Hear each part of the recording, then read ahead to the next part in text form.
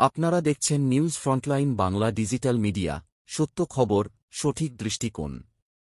আজকের আমাদের গর্বের খবর, বাংলার কন্যা রিচা ঘোষ। শিলিগুড়ির এই তরুণী ভারতের ইতিহাস বদলে দিয়েছেন।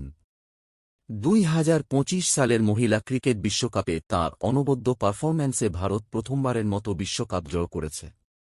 8 ম্যাচে রিচার সংগ্রহ 235 রান, গড় 39-এরও বেশি, এবং তাঁর ঝড়ো ব্যাটিং ভারতের স্বপ্নকে বাস্তব করেছে।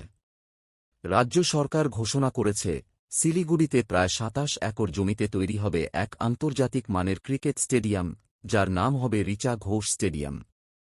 মুখ্যমন্ত্রী মমতা বন্দ্যোপাধ্যায় রিচাকে দিয়েছেন বঙ্গভূষণ পুরস্কার এবং ডিএসপি পদ।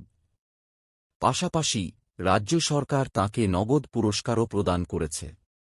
রিচা নিজেই জানিয়েছেন, এখানেই শেষ নয়, তাঁর পরের লক্ষ্য 2026 সালের টি-20 বিশ্বকাপ জয়। শিলিগুড়ি থেকে বিশ্বমঞ্চে রিচা ঘোষ আজ এক নতুন প্রজন্মের অনুপ্রেরণা। News frontline Bangla digital media, বাংলার খবর, বাংলার কণ্ঠে।